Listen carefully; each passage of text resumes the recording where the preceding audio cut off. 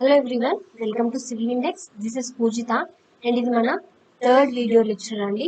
మనం past video lectures లో ఏమేమి చూసాం? జియోమెట్రీలోనే విసి, క్యాంబర్, గ్రేడియంట్ చూసాం అండ్ ఎస్ఎస్డి కూడా చూసాం. ఎస్ఎస్డి ఓఎస్డి సైడ్ డిస్టెన్స్ కూడా చూసాం. And now we will try to see horizontal curves. Horizontal curves చూద్దామండి. సో మనం కర్వ్స్ అనేది ఎలా ప్రొవైడ్ చేస్తాం? vertical, horizontal and vertical, right? Horizontal లో మనకి ఏముంటాయి?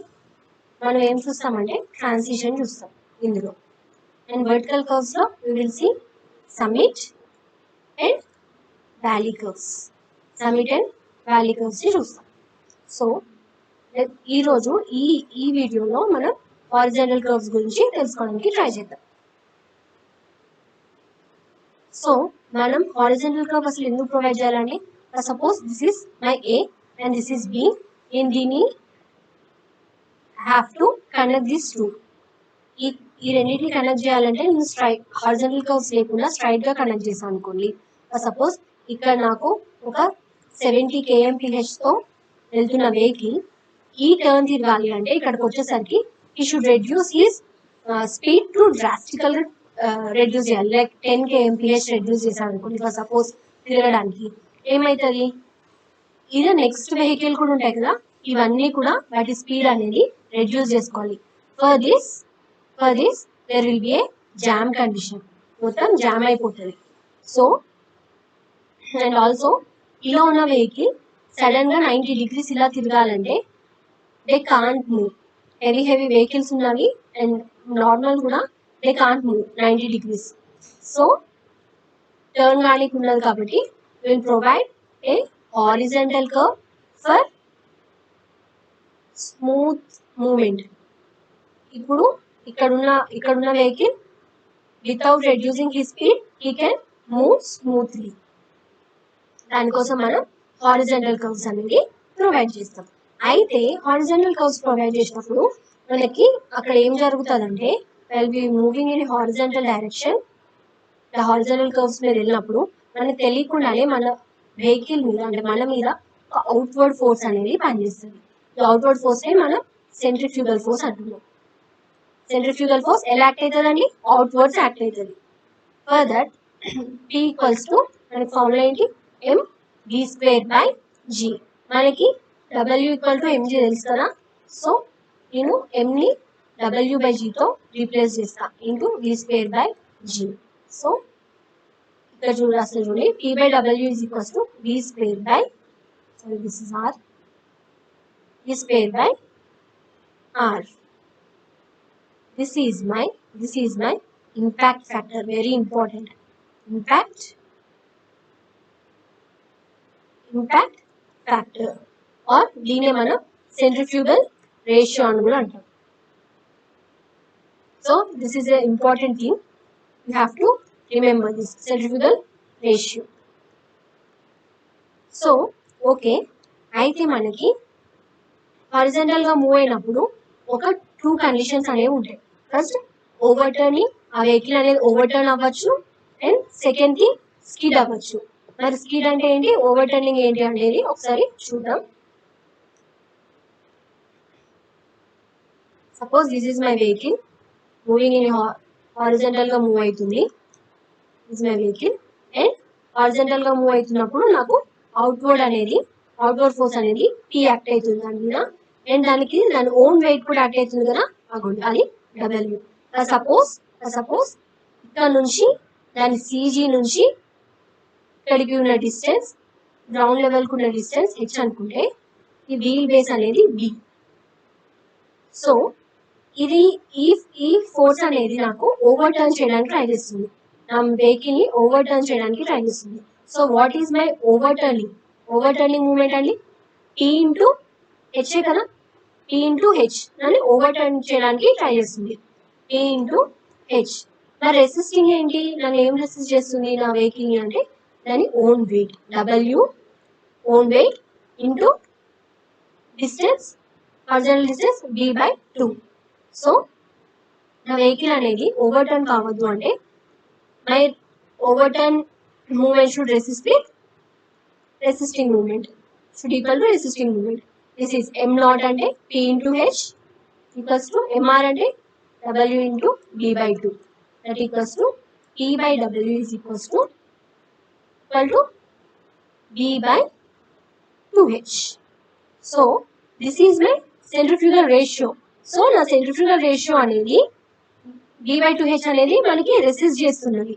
So this p by w should be greater than or equal to b by 2h to be safe on overturning. Overturn అవ్వకూడదు అంటే నా p by w అనేది b by 2h కన్నా తక్కువ ఉండాలి. So vehicle will not overturn. Vehicle will not overturn. Skid key ఏంటండి?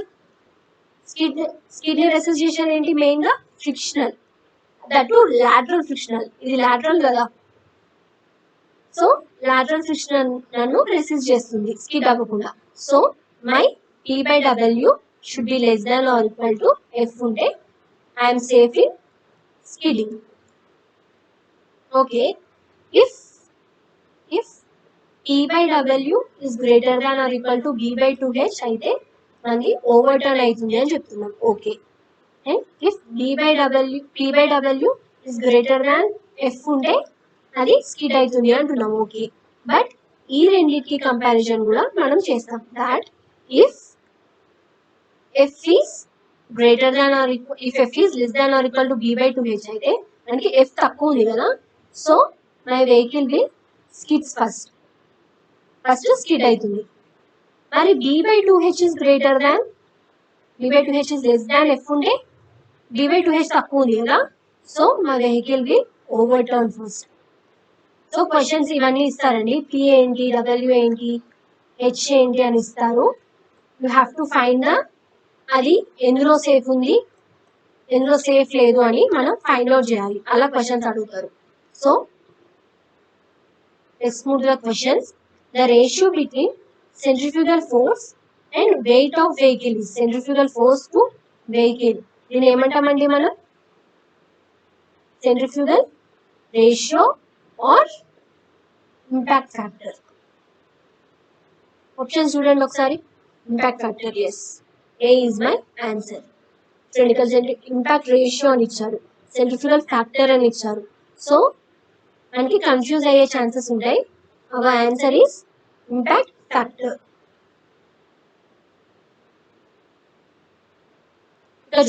A vehicle of width 2.4 meters, center of gravity is 1.1 meter, is passing over a curve with centrifugal ratio 0.6. The coefficient of lateral friction on the curve is 0.15.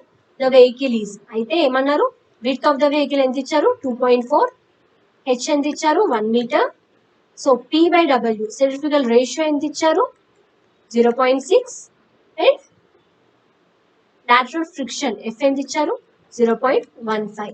So నేను అది overturn అవుతుందా, skid అవుతుందా, అసలు ఏం అవ్వట్లేదా చూడాలి. So first of all I will find my b by 2h. b by 2h ఎంత? 2.4 by 2 into 1 అంటే 1.2. f ఎంత? 0.15. సో నేను ఒక ఆర్డర్లో వేస్తా. b by 2h is greater than p by w is greater than f. So p by w కన్నా f తక్కువ ఉంది. So it is not safe in skid. See, p by w కన్నా b by 2h అనేది ఎక్కువ ఉంది. So it is safe in overturning.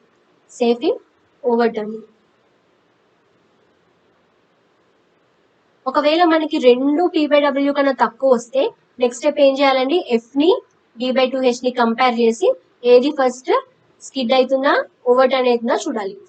మనకి ఇక్కడ వరకు సరిపోతుంది. సి ఆప్షన్స్ చూడండి. Safe in overturning and skidding, no, skidding లో సేఫ్ లేదు. Safe in skidding, yes. ఇంకా చూద్దాం నెక్స్ట్ కూడా. నాట్ సేఫ్ ఇన్ ఓవర్టర్నింగ్, లేదు, సేఫే ఉంది. Not safe in both, no, overturning లో సేఫ్ ఉంది. So B is my answer. Let's move to the next topic. Super horizontal curves లోనే హారిజంటల్ కర్వ్స్లో మనకి హారిజంటల్ కర్వ్స్లో మూవ్ అయినప్పుడు మనకి ఒక ఫోర్స్ అనేది యాక్ట్ అవుతామని చెప్పాం కదా, సెంట్రిఫ్యూగల్ ఫోర్స్. సో దాన్ని స్టేబుల్ చేయడానికి మనం దిస్ అవర్ ఇన్నర్ ఎడ్జ్, ఇది outer edge. So with respect to inner edge we will rise our outer edge so that ఒక ఇటు ఆపోజిట్ డైరెక్షన్లో ఒక ఫోర్స్ అనేది ఈ పీని కాంట్రాక్ట్ చేస్తుంది. So this is my W road width, ఇది అవుటర్ ఎడ్జ్ అనుకుంటే ఇది inner edge. So with respect to this we will rise our inner edge. Inner ఎడ్జ్ని ఇలా రైజ్ చేస్తాం. దీన్నే మనం సూపర్ ఎలివేషన్ అని చెప్తున్నాం. So this is my capital E. ఈ రైజ్ని క్యాపిటల్ ఈ అనుకుంటే E is equals to E by W. So ఈ రైజ్ ఎంత అండి? E is equals to E into small E into double E. This is our super elevation, this is our rise, ఇక్కడ ఉన్న rise. అయితే మనల్ని దీన్ని ఈ super elevation and lateral friction కూడా రెసిస్ట్ చేస్తుంది. సో మనం ఏం రాస్తాం? E plus F is equals to V square by GR.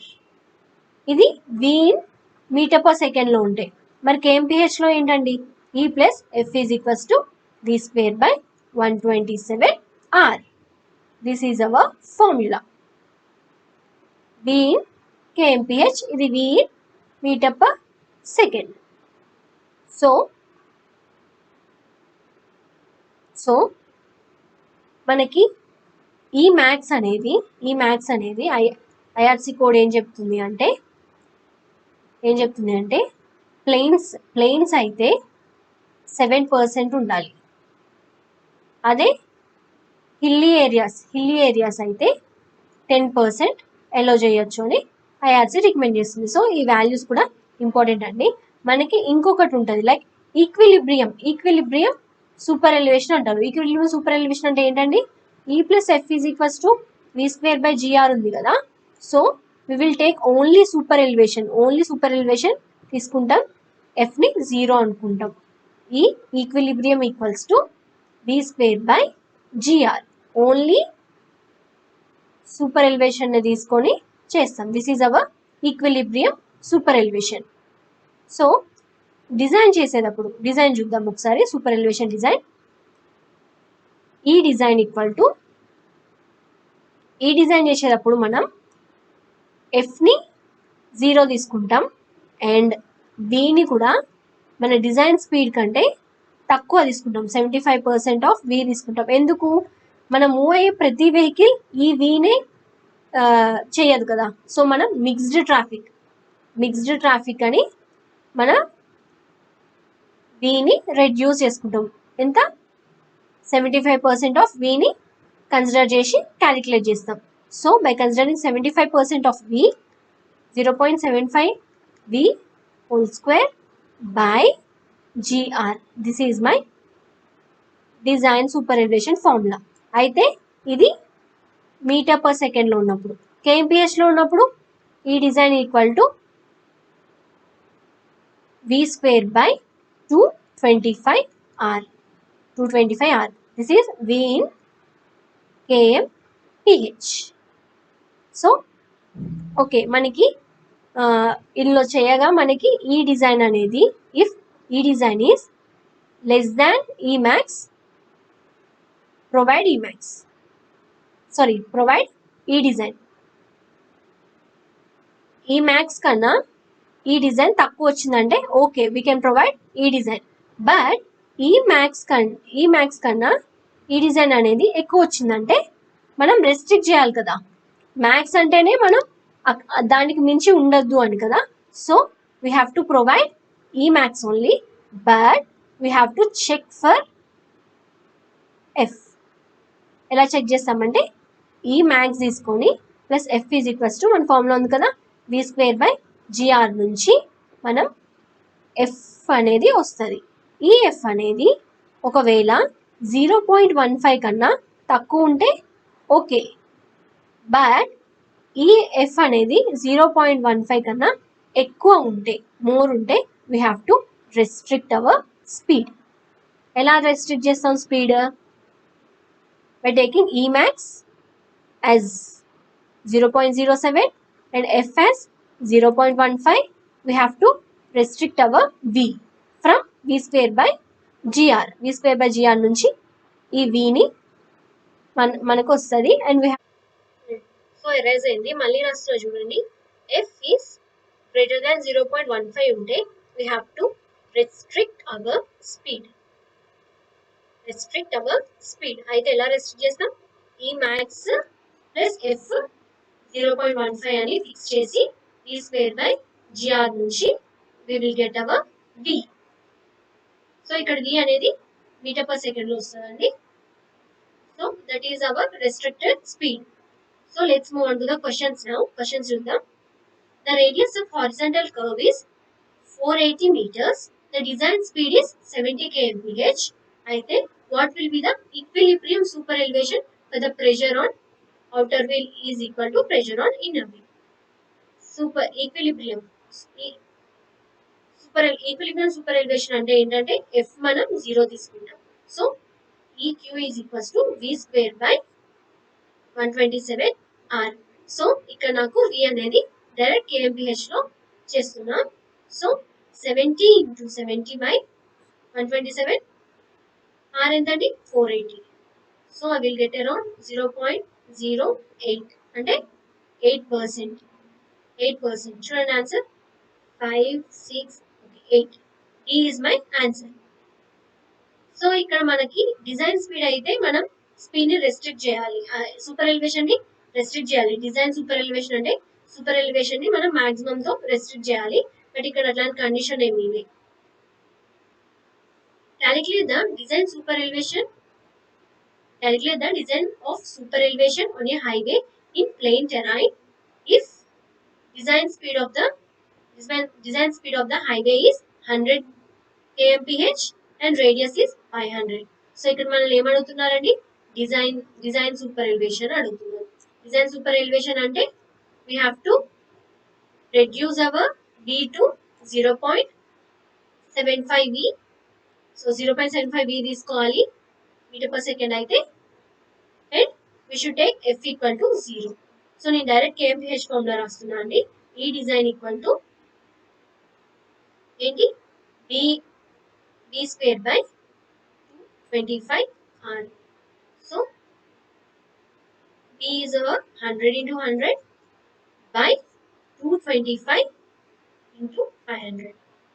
That is my around 8.8 వస్తుందండి. సో బట్ ఏం ఇచ్చారు మనకి టెరైన్? ప్లెయిన్ టెరైన్ లో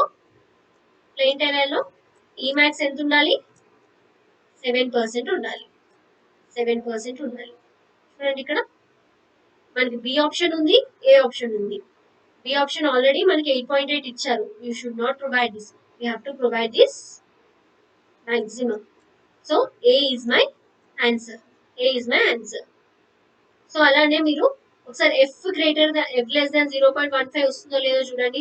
వస్తుంది, బట్ మీరు వస్తుందో లేదో ఒకసారి చెక్ చేయండి. The design super elevation is calculated for 70% of design speed including friction. No. 80% of design speed. No. 75% of design speed neglecting friction. Yes. C is my answer. 80% of no. C is my answer. If ruling design speed on your curve is 80 km per hour, 100 km per hour, and super elevation on the curve is 7%, calculate the ruling design radius of curve. Take coefficient of lateral friction as 0.15. V is 100 kmph. E is 0.07, that is 7% they gave. And ruling design R. Ruling అనుకోమంటున్నారు. R ruling ఎంత అని అడుగుతున్నారు. So E plus F is equals to V square by 127 R. R we have to find out. E ఏంటండి 0.07, F is 0.15 equal to V 100 by 127 R. R ruling equal to 100 into 100 by 127 into 0. చేయగా నాకు 358 meters వస్తుంది. 358 meters వస్తుంది. So my answer is answer C. Next question. The maximum value of super elevation of a highway is based on the need to. ఎందుకండి మనం ఈ maths చేస్తామన్నాం 7% in plain terrains and 10% in hilly terrains. Okay, but ఎందుకు చేస్తాం terrains? ఎందుకు చేస్తాం? To avoid transfer skidding? No. Drainage? No. Avoid overtopping on a slow vehicle? చూద్దాం. Contract the centrifugal force due to 70% of design speed? No. మనల్ని ఈ maximum ఎందుకు చేస్తామని అడుగుతున్నారు. అంటే మనం ఈ డిజైన్ లో మనం 0.75 v స్క్వేర్ బై gr చేస్తున్నాం. So we will restrict it to maximum speed, right? మరి మాక్సిమం సూపర్ ఎలివేషన్, రైట్? మరి ఎందుకు చేస్తాము అంటే to avoid over topping of slow moving vehicle. C is my answer. So if నేను restrict చేయలేదు అనుకోండి, ఇది నాకు ఇష్టం వచ్చినట్టు హైట్ పెంచా అనుకోండి, ఇటు ఓవర్ టాప్ అవుతుంది. కాబట్టి we will restrict our super elevation to 7% or 10%. So C is my answer here. If super elevation is not provided on a horizontal curve of a highway, then on which portion of road or potholes are likely to develop? ఒకవేళ నేను super elevation provide చేయలేదు అంటే నాకు pot holes అనేవి ఎక్కడ form అవుతాయి అని అడుగుతున్నాను. ఎక్కడ ఫామ్ అవుతాయండి పాట్ హోల్స్ అనేది? సూపర్ ఎలివేషన్ ప్రొవైడ్ చేయకపోతే అవుటర్ ఎడ్జ్ దగ్గర ఫామ్ అవుతాయి. బికాస్ అవుటర్ ఎడ్జ్ దగ్గర ప్రెషర్ అనేది ఎక్కువ ఉంటుంది. సూపర్ ఎలివేషన్ లేకపోతే ప్రెషర్ అనేది ఎక్కువ ఉండడం వల్ల మనకి పాట్ హోల్స్ ఫామ్ అవుతాయి, right? Outer edge. A is my answer. The outer edge of highway with carriageway of 7 meters and super elevation of 0. Rate of super elevation is 0.05. Needs a rise by. అయితే central with respect to centre rise చేస్తున్నారండి. ఆ rise ఎంత అని అడుగుతున్నారు. So normal గా అయితే మనం outer edge rise చేస్తే with respect to inner edge, outer edge rise చేస్తే